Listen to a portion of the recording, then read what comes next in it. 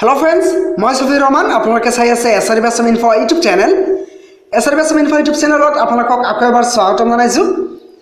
মোৰ আগৰ যিকেইটা এনআইএছ ডিএলএডৰ ৰিলেটেড ভিডিও আপলোড কৰিছিলো মই প্ৰতিটো ভিডিওত এটা দুটাকে কমেন্ট আহি আছে যে আমাৰ এনআইএছ ডিএলএডৰ 4th সেমিস্টাৰ ৰিজাল্ট কেতিয়া ঘোষণা কৰা হ'ব তো মই ভাবিলো আপোনালোকক এটা ভিডিওৰ যোগেদি জনাই দিও যাতে আপোনালোকে কনফাৰ্ম হৈ থাকিব পাৰে যে আপোনালোকৰ ৰিজাল্ট কেতিয়া ঘোষণা কৰা হ'ব বন্ধু বান্ধৱীসকল ভিডিওটো প্লিজ এটা লাইক কৰি দিব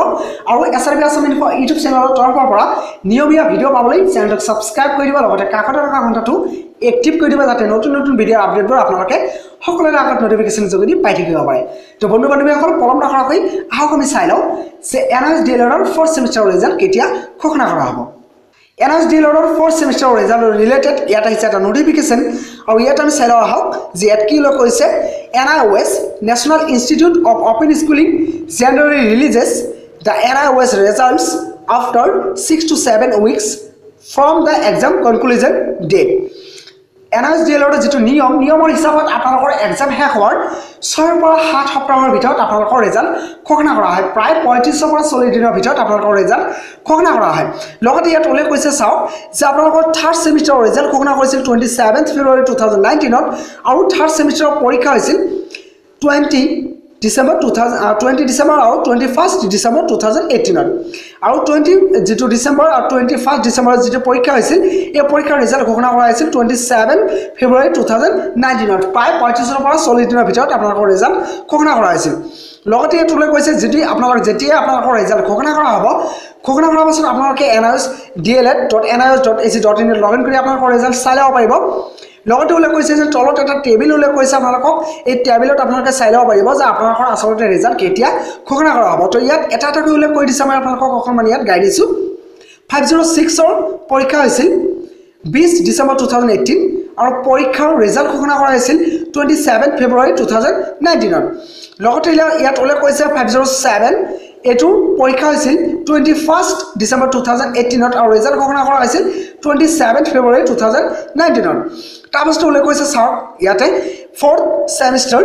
এটা চাওক সাবজেক্ট কোড উল্লেখ কৰি দিছে তলতে 508 আৰু এটো পৰীক্ষা হৈছিল 15 মাৰ্চ 2019 আৰু আপোনালোকৰ ৰিজাল্ট ঘোষণা কৰা হ'ব 2nd উইক অফ মে 2019 আপোনালোকৰ